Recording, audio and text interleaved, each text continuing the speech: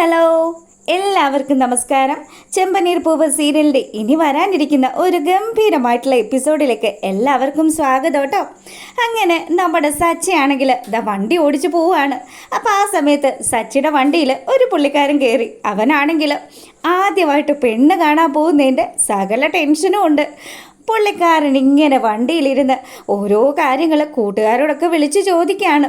അപ്പം സച്ചി നമ്മുടെ ആ ഒരു വണ്ടിയിൽ കയറിയവനോട് ചോദിച്ചു, അല്ല എന്താ മോനെ നീ എവിടെ പോവുകയാണെന്നൊക്കെ ചോദിച്ചപ്പം, എൻ്റെ ചേട്ടാ ഒന്നും പറയണ്ട, ഞാൻ പെണ്ണ് കാണാൻ വേണ്ടിയിട്ട് പോവുകയാണ്. അല്ല ചേട്ടാ, എനിക്ക് ഫസ്റ്റ് ടൈം പോകുന്നത് കാരണം ഭയങ്കര ടെൻഷൻ ഉണ്ടെന്നൊക്കെ ഇവനിങ്ങനെ പറയുമ്പോൾ സച്ചി പറഞ്ഞു, മോനെ അതിന് എന്തിനാ ഇങ്ങനെ ടെൻഷൻ അടിക്കുന്നത്? ഞാൻ കല്യാണം കഴിഞ്ഞതാണ്. എൻ്റെ കല്യാണം നടന്നത് ഭയങ്കര ഒരു സംഭവമായിരുന്നു. എൻ്റെ ചേട്ടൻ കല്യാണം കഴിക്കാനിരുന്ന പെണ്ണിനെയാണ് എനിക്ക് കിട്ടേണ്ടി വന്നത് എന്ന് കൂടെ നമ്മുടെ സച്ചി ഇങ്ങനെ പറയുകയാണ്. അതെങ്ങനെയാണ് ചേട്ടാ അങ്ങനെ നടന്നത്? ഒന്നും പറയണ്ട മോനെ, വരാനുള്ളതൊന്നും വഴി തങ്ങില്ലല്ലോ. അപ്പം ചേട്ടന് ആ ചേച്ചി ഇഷ്ടമില്ലാതെയാണോ കല്യാണം കഴിച്ചത്? ഇഷ്ടമില്ലാതെയൊക്കെയാണ് കല്യാണം നടന്നത്. പക്ഷേ ഇപ്പം എനിക്ക് ഒരുപാട് ഇഷ്ടമാണ്. ഞങ്ങളിങ്ങനെ ഒരുമിച്ച് താമസിച്ച് ഇപ്പം ഒരുപാട് സ്നേഹത്തിലാണ് ജീവിക്കുന്നത് എന്നൊക്കെ പറഞ്ഞു. അല്ല ചേട്ടാ, എൻ്റെ അച്ഛനും അമ്മയും കൂടി വേറൊരു വണ്ടിക്കാണ് പോകുന്നിരിക്കുന്നത്. എനിക്കാണെങ്കിൽ കൂട്ടുകാരും ഒന്നും വലിയ കാര്യമായിട്ടില്ല, ഉള്ള ആൾക്കാരൊന്നും സ്ഥലത്തും ഇല്ല. പിന്നെ എനിക്ക് ഫസ്റ്റ് ടൈം ആയതുകൊണ്ട് നല്ല ടെൻഷനുണ്ട്. കല്യാണം കഴിഞ്ഞുള്ള ജീവിതമൊക്കെ എങ്ങനെയാവുമെന്ന് ആലോചിച്ചിട്ട്. മോനെ അതിലൊന്നും വലിയ കാര്യമില്ലടാ. നീ ഒരു കാര്യം ചെയ്യ്, നിനക്ക് അത്യാവശ്യം കടബാധ്യതകളൊക്കെ വരാനുള്ള സാധ്യതയൊക്കെ ഉണ്ട്. അതുപോലെ തന്നെ ഈ പെണ്ണെന്ന് പറഞ്ഞാൽ ചില സമയങ്ങളിൽ മഹാലക്ഷ്മിയും ചില സമയങ്ങളിൽ മൂശാട്ടയും ആണെന്നൊക്കെ ഈ സച്ചി പറഞ്ഞു കൊടുക്കുകയാണ്. ചേട്ടാ ഇങ്ങനെയൊക്കെ പറഞ്ഞു കഴിഞ്ഞാൽ എനിക്ക് പേടിയാവുന്നുണ്ട് കേട്ടോ. സത്യം പറയൂ, ചേട്ടൻ്റെ വൈഫ് എങ്ങനെയാണ്? എടാ മോനെ, അതല്ലേ ഞാൻ പറഞ്ഞത്, അവൾ ചില സമയം നല്ല തങ്കപ്പെട്ട സ്വഭാവമാണ്, അല്ലാത്തപ്പോൾ ഉണ്ടല്ലോ വെറും പ്രേതമാണെന്ന് പറഞ്ഞു. അപ്പം നമ്മുടെ രേവതിയെക്കുറിച്ചിട്ടാണ് സച്ചി ഇങ്ങനെയൊക്കെ പറയുന്നത്. അങ്ങനെ വലിയ കാര്യത്തിന് വണ്ടിയൊക്കെ ഓടിച്ചു വരുമ്പം ഈ വണ്ടിയിലിരിക്കുന്നവനാണെങ്കിൽ ഭയങ്കര പേടി. ചേട്ടൻ്റെ ഭാര്യ അത്രയ്ക്ക് ഭീകരിയാണല്ലേ? അങ്ങനെയൊന്നും ഇല്ല മോനെ, പക്ഷേ ചില സമയത്ത് ഒട്ടും സഹിക്കാൻ പറ്റത്തില്ല. അങ്ങനെ വണ്ടി ഓടിച്ച് വന്നതും നമ്മുടെ സച്ചിയുടെ വണ്ടി ഒരു സ്കൂട്ടറിൽ പോയി അങ്ങ് ഇടിക്കുകയാണ്. അപ്പം അവിടെ വണ്ടി അങ്ങ് സ്റ്റോപ്പ് ചെയ്തു. സച്ചി വണ്ടിയിൽ നിന്ന് ഇറങ്ങി, കൂടെ ഈ പയ്യനും ഇറങ്ങി. അങ്ങനെ ഇറങ്ങി നോക്കുമ്പോഴാണ് ഏത് വണ്ടിയിലാണെന്ന് ഇടിച്ചത്. നമ്മുടെ രേവതി പൂ കൊണ്ടുപോകാൻ പോകുന്ന ആ ഒരു വണ്ടിയുണ്ടല്ലോ, അവളുടെ സ്കൂട്ടി, അതുമേലെ ഇടിച്ചത്. ഭർത്താവാണെന്ന് പോലും നോക്കാതെ രേവതി നമ്മുടെ സച്ചിയുടെ മെക്കിട്ട് കയറി. എടോ തനിക്ക് കണ്ണ് കാണില്ലേ? ഇത് എവിടെ നോക്കിയാൽ നിങ്ങൾ വണ്ടി ഓടിക്കുന്നത്? തനിക്ക് കണ്ണ് കണ്ടുകൂടെ എന്നൊക്കെ രേവതി ഇങ്ങനെ ദേഷ്യപ്പെട്ട് ചോദിക്കുകയാണ്.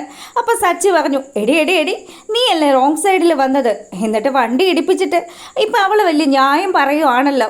അങ്ങനെ നമ്മുടെ സച്ചിയും രേവതിയും കൂടെ നടു റോട്ടിൽ വെച്ച് മുട്ടാൻ സ്റ്റണ്ട് നടക്കുകയാണ്. അപ്പോഴത്തേക്കിന് അവിടെ ഒരു പോലീസുകാരൻ ഓടിക്കൂടി, ട്രാഫിക് പോലീസ്. അയാൾ വന്നിട്ട് പറയുന്നുണ്ട്, എന്താ പെങ്ങളെ, എന്താ പ്രശ്നം?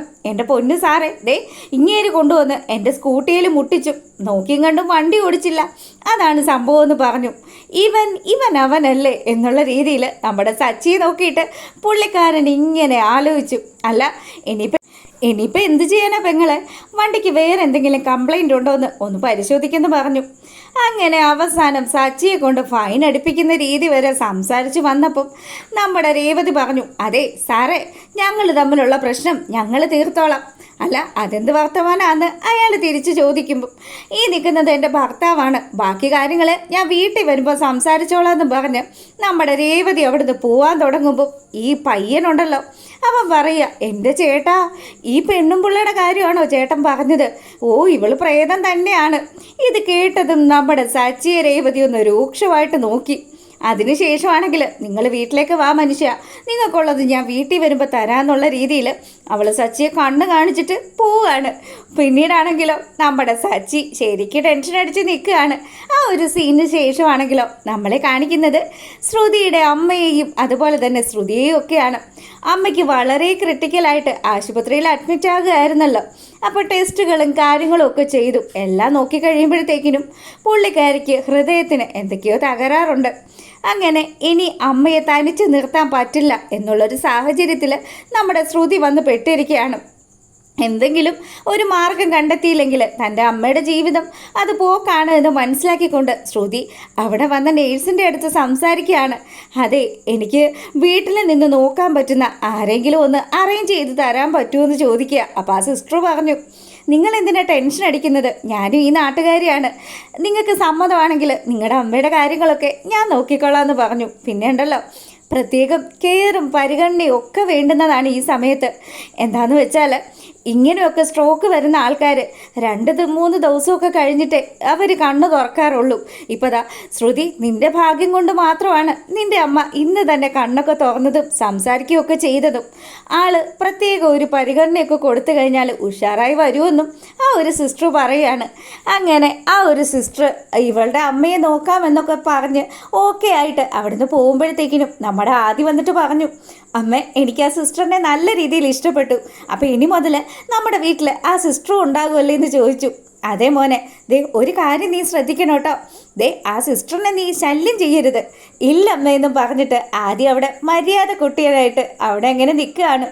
ഈ സമയമാണെങ്കിൽ ശ്രുതി അമ്മയോട് പറഞ്ഞു, അമ്മേ, ദേ അമ്മ ഒരു കാര്യം ആലോചിച്ചു, ടെൻഷൻ അടിക്കണ്ട കേട്ടോ, ഞാൻ ശ്രുതിയെ വിളിച്ചൊന്ന് സംസാരിക്കട്ടെ, 2 ദിവസം അവിടെ നിന്ന് മാറി നിന്നതല്ലേ, അപ്പം ഞാൻ വിളിച്ചിട്ട് തിരിച്ചു വരാമെന്നും പറഞ്ഞിട്ട് അവൾ ആ ഫോണും എടുത്ത് പുറത്തേക്ക് പോവുകയാണ്. അങ്ങനെ നമ്മുടെ ശ്രുതിയെ വിളിച്ചു. ശ്രുതിയാണെങ്കിലോ അന്നത്തെ ദിവസം ഒരുപാട് സെയിൽ നടന്നു എന്നൊക്കെ പറഞ്ഞ് ശ്രുതിയുടെ അടുത്ത് നല്ല സന്തോഷത്തിൽ സംസാരിച്ചു. അപ്പോൾ ശ്രുതിയാണെങ്കിൽ, ആഹാ, അതൊക്കെ നല്ല കാര്യം തന്നെയാണല്ലോ ശ്രുതി. അല്ല മോളെ, നിനക്ക് എന്തോ ഒരു സന്തോഷമില്ലാത്തത്, നീ എപ്പോഴാണ് ഇങ്ങോട്ടൊന്ന് വരുന്നത്, ഞാൻ നിന്നെ കാണാഞ്ഞിട്ട് ഇവിടെ ഭയങ്കര സങ്കടത്തിലാണെന്നൊക്കെ ഇവൻ പറയുകയാണ്.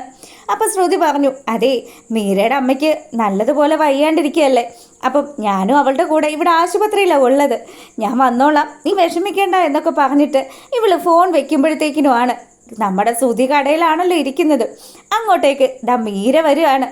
മീരയെ കണ്ട പാടെ തന്നെ ശ്രുതിക്ക് മനസ്സിലായി ശ്രുതി പറഞ്ഞത് വലിയൊരു നുണയാണെന്ന്.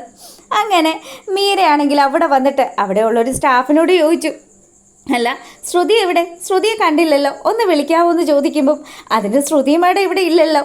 അങ്ങനെ മീരയാണെങ്കിൽ അവിടെ നിന്നു നമ്മുടെ ശ്രുതിയെ വിളിക്കുകയാണ്. അപ്പോൾ ശ്രുതി പറഞ്ഞു, എടി, ഞാനിവിടെ ആശുപത്രിയിലാണ് ഉള്ളത്, അമ്മയുടെ അടുത്ത്. അല്ല, നീ എവിടെയാണ്? എടി, ഞാൻ നിന്നെ തിരക്കിതേ നിൻ്റെ ഷോപ്പിൽ വന്നിട്ടുണ്ട്.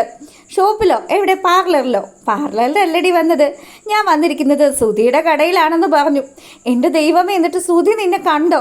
ഞാൻ ഇപ്പോൾ വിളിച്ച് വെച്ചതേ ഉള്ളൂ. ശ്രുതിയോട് പറഞ്ഞത് ഞാൻ മീരയുടെ കൂടെയാണ്, മീരയുടെ അമ്മയുടെ ഒപ്പം ഹോസ്പിറ്റലിലാണ് എന്നൊക്കെയാണ്. എൻ്റെ ദൈവമേ, നീ അവിടെ നിന്നെങ്ങാനും എങ്ങനെയെങ്കിലും ഒന്ന് മുങ്ങടിയെന്ന് പറയുകയാണ്. അങ്ങനെ നമ്മുടെ മീര അങ്ങ് തിരിഞ്ഞു നോക്കിയതും ശ്രുതി വന്ന് മുന്നിൽ നിൽക്കുകയാണ്. പെട്ടെന്ന് തന്നെ, എടി, അവൻ എന്നെ കണ്ടടിയെന്ന് പറഞ്ഞ് ഇവള് കോള് വയ്ക്കുക. നേരെ അവൾ അവിടുന്ന് പോകാൻ തുടങ്ങുമ്പോഴത്തേക്കിനും മീര ഒന്ന് അവിടെ നിന്നേ, ശ്രുതി എവിടെയാണെന്ന് ചോദിക്കുക. സത്യം പറയുക എന്ന് പറഞ്ഞ് ശ്രുതി നിർബന്ധിക്കുമ്പോഴത്തേക്കിനും മീര ഉരുണ്ട് കളിക്കാൻ തുടങ്ങി. അതെ ശ്രുതി, അവൾ എൻ്റെ അടുത്ത് വന്നിട്ടുണ്ടായിരുന്നു, പക്ഷേ അവൾ അവിടെ നിന്ന് വേറെ ഒരു കൂട്ടുകാരി മീര വിളിച്ചപ്പം അവളുടെ അടുത്തേക്ക് പോയതാണെന്നും പറഞ്ഞ് നമ്മുടെ മീര അവിടെ നിന്ന് എസ്കേപ്പ് ആകുകയാണ്. ശ്രുതിക്കാണെങ്കിലോ ശ്രുതി എന്തൊക്കെയോ കാര്യങ്ങൾ തന്നിൽ നിന്നും മറയ്ക്കുന്നുണ്ടെന്ന് മനസ്സിലായി. അവൻ അവളെക്കുറിച്ച് തന്നെ ഇങ്ങനെ ആലോചിച്ച് നിൽക്കുകയാണ്. ഈ സമയത്താണെങ്കിലോ നമ്മുടെ ചന്ദ്രമതി വീട്ടിൽ ചില കാര്യങ്ങളൊക്കെ ചെയ്ത് നിൽക്കുകയാണ്. അപ്പം മുതലാളിയമ്മയെന്ന് വിളിച്ചിട്ട് ഒരു ചേട്ടൻ അങ്ങോട്ട് വരികയാണ്. ഇതാരപ്പം എന്നെ മുതലാളിയമ്മയെന്ന് വിളിക്കുന്നത്?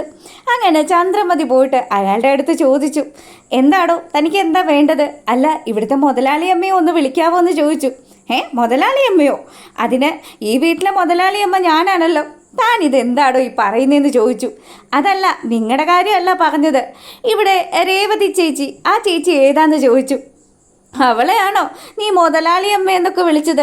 3-4 മുഴം പൂ വിറ്റ് കഴിഞ്ഞാൽ മുതലാളിയൊക്കെ ആകുമോ എന്ന് പറഞ്ഞ് ചന്ദ്രമതി അങ്ങനെ കളിയാക്കാൻ തുടങ്ങി. അപ്പോൾ ഈ ചന്ദ്രയുടെ ഈ സംസാരമൊക്കെ കേട്ടുകൊണ്ട് രേവതി അങ്ങോട്ട് വരികയാണ്. അങ്ങനെ വരുമ്പോഴാണെങ്കിലോ നമ്മുടെ ചന്ദ്രയും ഈ വന്ന ചേട്ടനും തമ്മിൽ മുട്ടൻ ഫൈറ്റ്. ചന്ദ്രമതിയുടെ കാര്യങ്ങൾ തിരക്കുമ്പം, അതേ, ഇവിടെ മുതലാളി അമ്മ ഉണ്ടോ എന്ന് ചോദിച്ചു വന്നതാണ്, നീയാണ് മുതലാളി അമ്മയെന്ന് അറിഞ്ഞപ്പോഴത്തേക്കിനും കാര്യങ്ങളൊക്കെ ആ പൊട്ടനെ പറഞ്ഞ് മനസ്സിലാക്കിയതാണെന്നും ചന്ദ്ര പറഞ്ഞു.